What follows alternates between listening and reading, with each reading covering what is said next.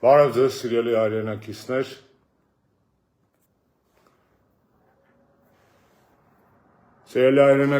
շնորհակալ եմ, որ գտել եք ժամանակ և միացել եք հրատապ եթերի իմ կոչին, ինչպես որ անոնսել էի իմ կոչում, այս եթերը հրատապ է, կհասկանաք ինչու և նվիրված է լինելու Սերժ Սարգսյանի դեմ Նիկոլ Փաշինյանի կողմից խոդի տված ռեպրեսիվ ապարատի նոր դրսևորումների, զավեշ տալի դրսևորումներին։ Մեկ-երկու վայրկյան ոտներս կախկցենք մինչև մեր հայրենակիցները մեզ միանան և ես ձեզ ներկայացնեմ իրողություններ, որոնք տեղի են ունեցել երեկ և այսօր կապված Հայաստանում շարունակվող քաղաքական հետապնդումների, մասնավորապես այդ հետապնդումների դրսևորումների մասին Հայաստանի Հանրապետության երրորդ նախագահ Հանրապետականի ղեկավար Սերժ Սարգսյանի նկատմամբ։ Եվ այսպես, ինչպես գիտեք, երեկ տեղի էր ունեցել Հայաստանի դատական իշխանությունների պատմության մեջ երևի թե ամենաաննախադեպ երևույթներից մեկը, մի մարդու 3 անգամ հրավիրել են դատարան։ Երեկ երրորդ նախագահը 3 անգամ իր թիմակիցների, փաստաբանների հետ միասին ներկայացել էր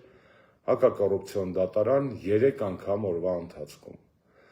Սերժ Սարգսյանի դեմ հարուցած 4 շինծ ու քրեական գործերը հիշեցնեմ, որ միավորվել էին 2 գործի մեջ և 3 անակնկալ կերպով 2 այդ գործերով դատարանը դատախազության միջնորդությամբ հրավիրել էր դատական նիստեր, որոնցից մեկը հետաձգվեց, իսկ հետո նորից կայացավ։ 3 դատարաններում քննվում էր դատախազության միջնորդությունը, հիմար, շինծ ու հորինված վիրավորական մեղադրանքով կամ պատրվագով ավելի ճիշտ, այն է Սերժ Սարգսյանը պատրաստվում է հեռանալ երկրից և չվերադառնալ զավեշ տալի հիմնավորմամբ, երրորդ նախագահի խափանման միջոցը փոխելու և կրկին բացակայելու արգելքը վերականգնելու համար, ինչը թույլ չի տալիս նախագահին արդեն երկար ժամանակ թե անձնական, թե քաղաքական հարցերով մեկնել Հայաստանի Հանրապետությունից։ Այնքան էր նիկոլական պրոպագանդան, նիկոլական ապարատը, Նիկոլը անձամբ այդ խնդրով շահագրգիռ, որ անգամ դատավորներից մեկին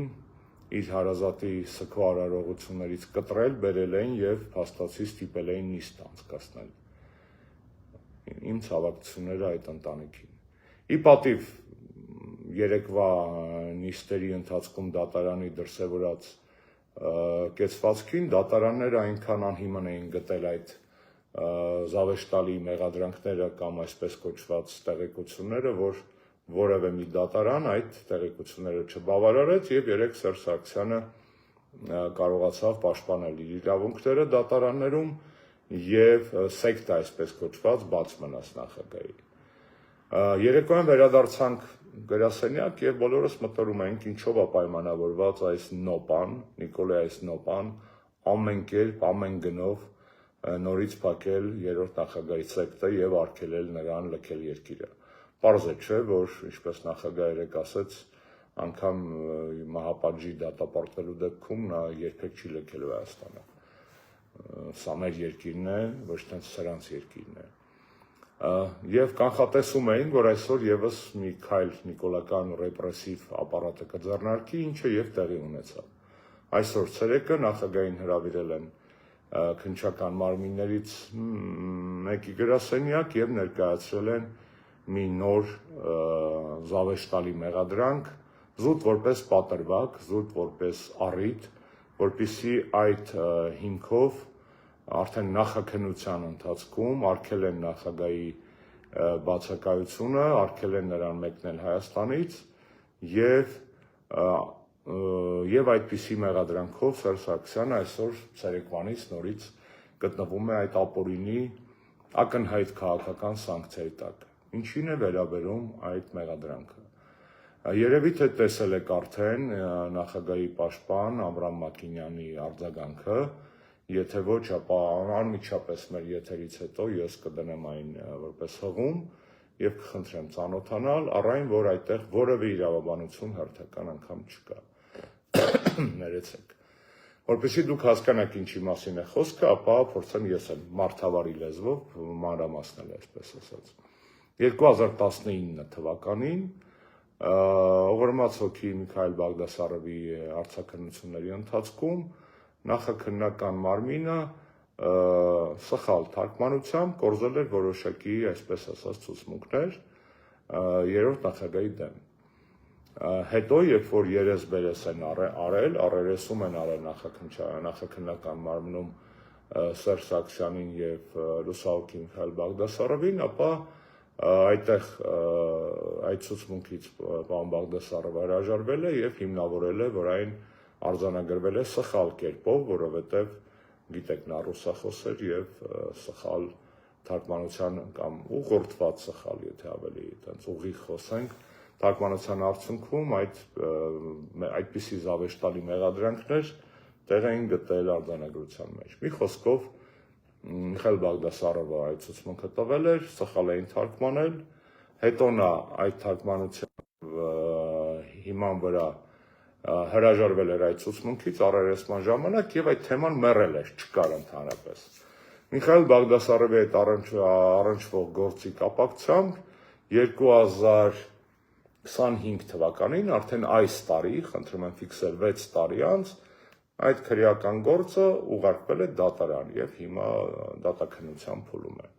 Ամենակարևորն այն է, որ այսօր Սերժ Սարգսյանին վերագրված դրվագը այդ գործի մեջ, դատարան ուղարկված փաթեթի մեջ գոյություն չունի, չկա։ Այսինքն 19 թվականին իրենք ստացել են որոշակի ցուցմունքներ, այդ ցուցմունքները պարզվել է, որ սխալմունքի, այսպես ասած, շակերտավոր արդյունք են իրենց կողմից, եւ այնքան ակնհայտ էր, որ այդտեղ թեմա չկա, պրոբլեմ չկա, Սերժ Սարգսյանի վրա չեպե չկա, կեղծ չկա, որ անգամ իրենց հորինված շինծու ընդհանուր գործի մեջ այդ թեման չեն ներառել։ Իսկն այդ դրվագը գոյություն չունի դատական ատյանին փոխանցված գործի մեջ։ Եվ այսօր 6 տարի անց, հիշելով, որ 19 թվականին ինչ որ մի բան կարող էին բստրել կամ բստրել էին, հետո ծակվել էին, բռնվել էին, որ խաբում են, բայց այնուհանդերձ վիզ պետք է Սերժին արգելել մեկնել երկրից, այդ դրվագով կանչել են եւ նոր մեղադրանքի առիթով փակել են նախագահի մեկնելու իրավունքը։ Բազմաթիվ հարցեր են առաջանում, չէ՞ ձեզ մոտ, այսինքն 6 տարի հետո այդ դրվագով հիմա այդ մեղադրանքի առաջադրումը, եթե նայենք, ենթադրենք դիցուկ իրավաբանության աչքերով, ինչ Հայաստանում վաղուց գոյություն չունի, ապա ինչ հարցեր կարող են առաջանալ։ Հարց առաջին, եթե 19 թվականից հայտնի ձեզ դրվագը իրոք պարունակում էր քրեական հետապնդման հիմքեր կամ կասկածներ, ինչու այդ դրվագը տեղ չի գտել 25 թվականի հունիսին դատարան փոխանցված գործի մեջ։ Այստեղից պատասխան էր, չի գտել տեղ, որովհետև այդտեղ քրեական որևէ հիմք չկա, շատ տրամաբանական պատասխան է, այդ դեպքում առաջանում է հաջորդ հարցը, իսկ ինչու է հիմա 6 տարի անց այդ դրվագով նախագահին առաջադրվել մեղադրանք։ Երկրորդ պատասխանը այն է, որ այդ հիմքում եղել է դիցուկ քրեական էլեմենտ եւ դուք 6 տարի թաքցրել եք այդ քրեական ներեցեք տարը հիմքը եւ դատարան ուղարկված փաստաթղթերի մեջ չարամտորեն այն չեք ներառել, թաքցրել եք հնարավոր վերագրվող հանցագործությունը։ Ակնհայտ է, չէ, որ երկու պատասխաններից այն կողմ ուրիշ պատասխան չկա, կամ այնտեղ չեպե չկա, դուք հիմա նախագահի գլխին սարքելու համար ուրիշ թեմա չեք ունեցել եւ չեք հորինել, հանել եք փոշոտ դարակներից մի դեֆեկտավոր, այսպես ասած, բան, փաստաթղթեր եւ փորձել եք դրա հիման վրա նախագահին արգելել մեկնել երկրից, կամ էլ եղել է հանցագործություն, որ դուք 6 տարի պարտակել եք փաստորեն, չուղարկելով այն ժամանակին դատարան։ Չէ, իհարկե կա նաեւ երրորդ տարբերակը, որը զավեշտալի կարող է թվալ, բայց հաշվի առնելով, որ այս ամբողջը զավեշտալի է, որ լուսահոգի Միքայել Բաղդասարովը վերակենդանացել է եւ նոր ցուցմունք է տվել երրորդ նախագահի դեմ։ Չեմ զարմանա, եթե պարզվի ես ձեր փաստաթղթերի, որ երրորդ տարբերակի վրա եք հղում անում իհարկե։ Աստված հոգին լուսավորի նորից ասենք։ Այսինքն այս ամբողջ պատմությունը ծագել է Երևանից, երբ որ նախագահ Սարգսյանին փորձել են դատական ատյաններով արգելել մեկնել երկրից, հետո տեսել են, որ իրանց բերած հիմնավորումները, դատախազության բերած հիմնավորումները այնքան զավեշտալի են ու դատարկ, որ այդ հիմնավորումներով դատարանները եւ ոչ մեկ դատարաններ չի բավարարել այդ միջնորդությունը, ափալ-թափալ գիշերը մտածել եք, թե ոնց կարելի է Սերժի գլխին փորձել նորից սարքել եւ ոչ մի բան ձեր մտքով չի անցել, քան այս հերթական անտաղանդ խայտառակ բեմադրությունը։ Առհասարակ, եթե Նիկոլ Փաշինյանը լիներ սերիալների ռեժիսոր կամ սցենարիստ, ապա նա կարող էր հավակնել աշխարհի ամենաանտաղանդ, ամենաձանձրալի, ամենախայտառակ ռեժիսորի կամ սցենարիստի կոչմանը։ Ցավոք սրտի ինքը չի զբաղվում կինոյով, իսկ իր նկարած կինոն ողբերգություն է, որը տեղի ունենում Հայաստանում իր ռեժիսորությամբ, իր սցենարով եւ նույնքան անտաղանդությամբ, որքան արյունալիությամբ եւ անարդարություններով, ինչևէ։ Սա է ամբողջ պատմությունը, նախագահ Սարգսյանին այսօր արգելել են մեկնել,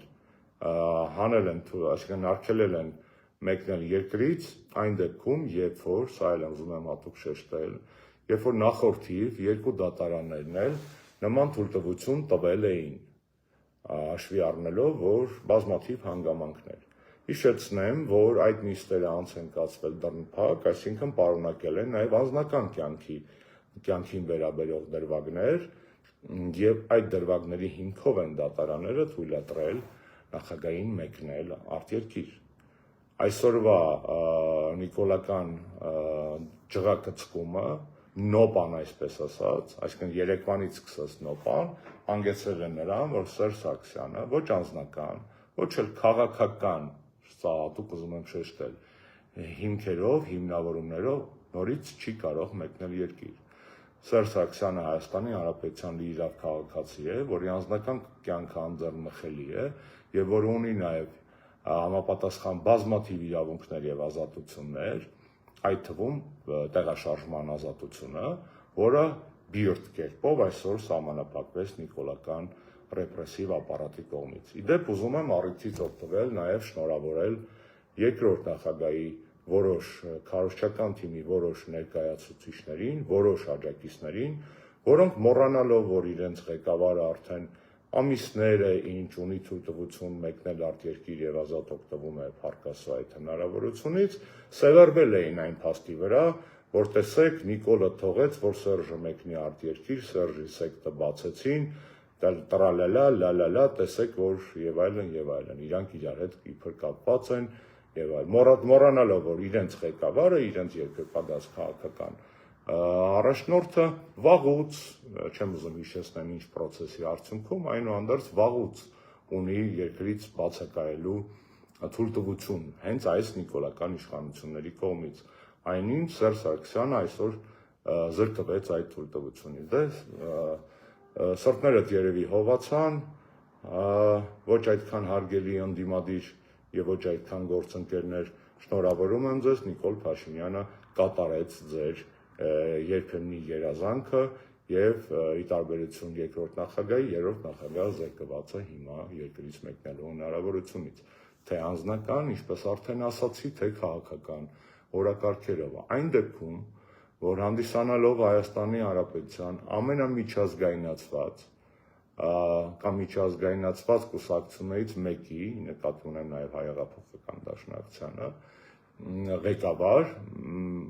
նա ներկայացրել է եւ շարունակում է ներկայացնել Հայաստանի Հանրապետական կուսակցությունը մեր բազմաթիվ գործընկերների մոտ։ Ընդամենը շեշտեմ մեկ հանգամանք, հրավիրելով նաեւ եվրոպական մեր գործընկերների ուշադրությունը առ այն, որ այդքան որ տարված եք Նիկոլով,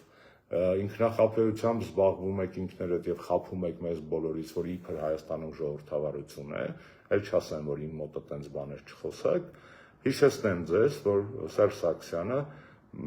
այս արգելքի պատճառով 3 տարուց ավել տևած արգելքի պատճառով եւ հիմա վերադարձրած արգելքի պատճառով չի կարողացել մասնակցել ԵԺԿ 3 համագումարներին, լինելով ԵԺԿ անդամ կուսակցության ղեկավար։ այսինքն սեկտը փակ լինելու պատճառով Հայաստանի Հանրապետական կուսակցության ղեկավարը եւ կուսակցությունը իր բարձրագույն մակարդակով չեն կարողացել ներկայանալ եվրոպական իշխող կուսակցության համագումարներին։ Էլ չասեմ, որ այդ սահմանափակումը տարածվում է նաև այլ ուղղություններով, որտեղ մենք ունենք գործընկերներ։ Սա է ողջ իրականությունը, ներեցեք, սա է ողջ իրականությունը եւ քաղաքական հետապնդումների այս ամբողջ ալիքում իհարկե բազմաթիվ քաղբանտարկյալների եւ քաղաքալաչյանների պարագայում սա մեզ չի զարմացնում, բայց զայրացնում է այն տկարամտությամբ, այն լկտիությամբ, այն հաբրգածությամբ, այն անպատժելիությամբ, որով Նիկոլ Փաշինյանը եւ իր կամակատար դարձած իրավապահ համակարգը ափաշկարա բացահայտ կերպով խախտում են բազմաթիվ քաղաքացիների, այդ թվում նաև երրորդ նախագահի ֆունդամենտալ հիմնարար իրավունքներ։ Ազնիվ ասեմ ձեզ, փորձում ենք հասկանալ սրա բացի քաղաքական ընդհանուր գնահատականներից սրա կոնկրետ շարժառիթները։ Ամենապարզ շարժառիթը, որ կարող ենք ասել, դա Նիկոլի նոպան է, տենց որպես կանոն նոպաները մարդկանց մոտ բռնում են գարնանը, ովքեր ունեն խնդիրներ, բայց չգիտես ինչու ուշ խորը աշնան նոպա է, օրինակ պատճառներից մեկը։ Մյուս պատճառներից մեկը գուցե այն է, որ նախագահ Սարգսյանը վաղը պատրաստվում է իրականում աննախադեպ երկար, աննախադեպ եւ իր ֆորմատով ոդքասթային եւ իր տևողությամբ ուղիղ եթերի հանրային շփման, գիտեք, Նիկոլի մոտ ավելի լավ է ստացվում այդ բառը արտասանել, ինքնահորինել, այդտեղ հյուր է լինելու Նարեկի եւ Ազգենի մոտ, Սամսոնյան Նարեկի եւ Սաղաթելյան Վազգենի մոտ անտիֆեյք յութուբյան ալիքում վաղը ժամը 10-ից, կարող է դա է պատճառը, որ փորձում է այդպես իր ներվերը, լարվածությունը պարպել Նիկոլ Փաշինյանը, այլ հիմնավոր եւ իհարկե այն փաստը, որ Հայաստանում տիրող իրական իրավիճակի մասին արտասահմանում շատ քիչ հավաստի տեղեկություններ կան, իրական տեղեկություններ, ես որպես վերջերս այդ թույլտվությունը երկրից դուրս մեկնելու թույլտվությունը վերականգնած մարդ կարող եմ ձեզ փաստել, որ եւ դուք էլ համոզվեցիք երևի թե Եվրոպական խորհրդարանի վերջին պատգամավորների վերջին այցի ընթացքում այնտեղ շատ վատ են պատկերացնում Հայաստանի տիրող իրավիճակի մասին, իսկ ով էլ պատկերացնում է, գերադասում է լռել, չտենալու, չլսելու, չխոսելու տալ եւ իրենց դնել կներեք երկարականջավոր չոր կոտանիների տեղ։ Բոլոր բարձր եւ բարձրագույն մակարդակներով արտասահմանյան այցերը, հատկապես երրորդ նախագահի մակարդակով հնարավոր այցերը եւ հանդիպումները բնականաբար կհանեին կեղծավոր եվրոչինովնիկներին կոմֆորտ զոնայից, իսկ միամիտ եվրոչինովնիկների աչքերը վստահաբար կբացեին։ Այսինքն այստեղ կարծում ենք, որ միախառնված են եւ քաղաքական եւ անձնական մոտիվները, որոնք պարպվել են Նիկոլ Փաշինյանի ուղեղի գորշ գարշելի եւ գորշ նյութում, այսպես ասենք, եւ բերել են հերթական նման խայտառակ որոշմանը, խայտառակ հիմքերով, ինչը ակնհայտ քաղաքական հետապնդումների եւ պետական ռեպրեսիվ ապարատի գործնական կիրառումն է ընդդեմ քաղաքական անդիմախոսների եւ օպոնենտների։ Այսքանն է ուզում ձեզ հաղորդել, եթե դուք այլ հարցեր ունենաք, խնդրում եմ գրեք, մեծ սիրով կպատասխանեմ, վերջում ուզում եմ եզրափակել, մաղթելով ազատություն բոլոր քաղաքական բանտարկյալներին, որոնք այդ ռեպրեսիվ ապարատի թիրախում են այսօր, զուգահեռ ընթացող Բագրատ Սրբազանի եւ անմեղների դատի հետ կապված, Միքայել Աճապյանին, Սամվել Կարապետյանին, մեր ընկեր Դավիթ Համբարձումյանին, բազմաթիվ այլ քաղաքական հետապնդումների թիրախ հանդիսացող այլ մարդկանց պարագայում ուշ կորով համբերություն, այս ամենը մի օր ավարտվելու է, այս գործով կհանդիպենք դատարանում, իսկ Նիկոլը եւ իր սպասավորները վստահաբար կհանդիպեն դժոխքում։ Գուցե ես էլ այնտեղ լինեմ եւ մեկը չեմ մոռանալու ձեր կատարած հանցանքները այս աշխարհում։ Մինչ հանդիպում, հարգելի հայրենակիցներ։